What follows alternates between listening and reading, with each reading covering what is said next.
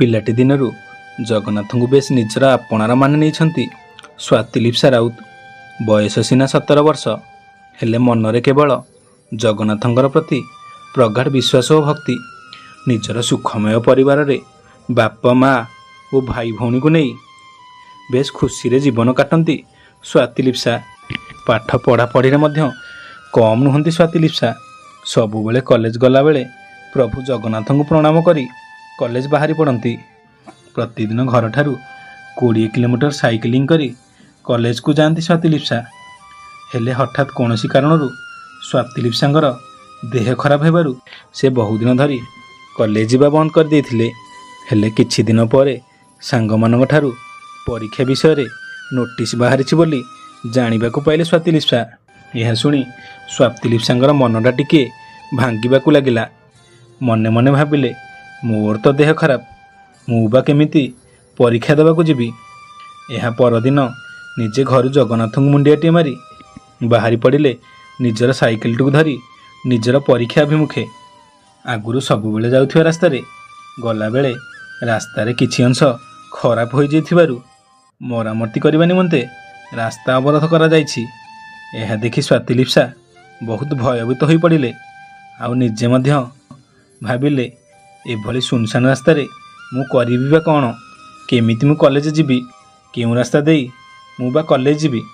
ଆଖିକୁ ଛଳ ଛଳ କରି ନିଜର ମନ ଭିତରେ ଜଗତର ନାଥ ଜଗନ୍ନାଥଙ୍କୁ ସ୍ମରଣ କରି ସ୍ୱାତିଲିପ୍ସା କହୁଥାନ୍ତି, ଜଗାରେ, ତୁ ତ ଜାଣିଛୁ ମୋର ଦେହ ଭଲ ନାହିଁ ବୋଲି ମୁଁ କଲେଜ ଆସୁନଥିଲି। ତଥାପି ତୋତେ ଭରସା କରି ଆଜି କଲେଜକୁ ପରୀକ୍ଷା ଦେବାକୁ ଯାଉଛି। ତୁ ମୋତେ ଏଠି କ'ଣ ପାଇଁ ଅଟକାଇ ଦେଇଛୁ? ଏମିତି କହି ସେଠାରେ 2 କି 3 ମିନିଟ୍ ଠିଆ ହୋଇଛନ୍ତି କି ନାହିଁ, ହଠାତ୍ ଜଣେ ଶ୍ୟାମଳ ବର୍ଣ୍ଣର ଲୋକଟିଏ ଫୁଲ ପ୍ୟାଣ୍ଟ ଓ କାନ୍ଧରେ ଗାମୁଛିଟିଏ ପକାଇ ସେଇ ବାଟରେ ଆସିଲେ ଏବଂ ସେ ସ୍ୱାତିଲିପ୍ସାଙ୍କୁ ସେଠି ଠିଆ ହେବାର ଦେଖି ପଚାରିଲେ, ମା, ତୁ କ'ଣ ପାଇଁ ଏ ସୁନସାନ ରାସ୍ତାରେ ଠିଆ ହୋଇଛୁ? ତୁ କ'ଣ କାହାକୁ ଅପେକ୍ଷା କରିଛୁ? ଏହା ଶୁଣି ସ୍ୱାତିଲିପ୍ସା କହିଲେ, ମୁଁ କଲେଜ ଯାଉଥିଲି, ହେଲେ ଏଠାରେ ରାସ୍ତା ବନ୍ଦ ଥିବାର ଦେଖି ମୁଁ ଅଟକି ଯାଇଛି। ଏହା ଶୁଣି ସେ ଶ୍ୟାମଳ ବର୍ଣ୍ଣଧାରୀ ଲୋକ ଜଣକ କହିଲେ, ହଁ ମା, ତୁ ମୋ ସହ ଆସେ, ମୁଁ ମଧ୍ୟ ଆଗରେ ଥିବା କଲେଜ ଆଡ଼କୁ ଯାଉଛି। ଏହା ଶୁଣି ସ୍ୱାତିଲିପ୍ସାଙ୍କର ମନଟା ଟିକେ ହାଲକା ହେବାକୁ ଲାଗିଲା ଏବଂ ସଙ୍ଗେ ସଙ୍ଗେ ସେ ଶ୍ୟାମଳ ବର୍ଣ୍ଣର ଲୋକଙ୍କ ସହିତ ସାଇକେଲ ଧରି ଜୟ ଜଗନ୍ନାଥ କହି ପେଡାଲ ମାରି ପକାଇଲେ। ଏମିତି କିଛି ବାଟ ଯାଉ ଯାଉ ସ୍ୱାତିଲିପ୍ସାଙ୍କର କଲେଜ ଆସିଗଲା ଏବଂ ସ୍ୱାତିଲିପ୍ସା ସେ ଅଙ୍କଲଙ୍କୁ ଧନ୍ୟବାଦ ଜଣାଇବାକୁ ସାଇକେଲ ଠିଆ କରି ପଛକୁ ଚାହିଁବା ବେଳେ ସେ ତାଙ୍କୁ ପାଇଲେ ନାହିଁ। ଏହା ଦେଖି ସ୍ୱାତିଲିପ୍ସା ମନେ ମନେ ଭାବିଲେ, ଏ କ'ଣ, ଏବେ ତ ସେ ଅଙ୍କଲ ମୋ ପଛରେ ପଛରେ ଆସୁଥିଲେ, ହେଲେ ଏବେ କୁଆଡ଼େ ଗଲେ?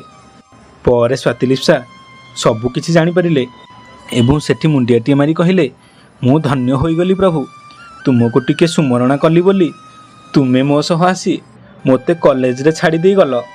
ଏବଂ ପରେ ସ୍ୱାତିଲିପ୍ସା ନିଜର ସାଙ୍ଗସାଥି ଓ ପରିବାରଙ୍କ ଆଗରେ ନିଜର ସହିତ ଘଟିଥିବା ଘଟଣାଟିକୁ ବର୍ଣ୍ଣନା କରି ସମସ୍ତଙ୍କର ପ୍ରଭୁ ଜଗନ୍ନାଥଙ୍କ ପ୍ରତି ଥିବା ଅଗାଢ଼ ବିଶ୍ୱାସ ଓ ଭଲ ପାଇବାକୁ ବଢ଼ାଇ ଦେଲେ। ସତରେ ସେ ତ ବାଟର ବାଟୋଇ, ତାଙ୍କୁ ଅବା କେଉଁ ବାଟ ଅଗୋଚର।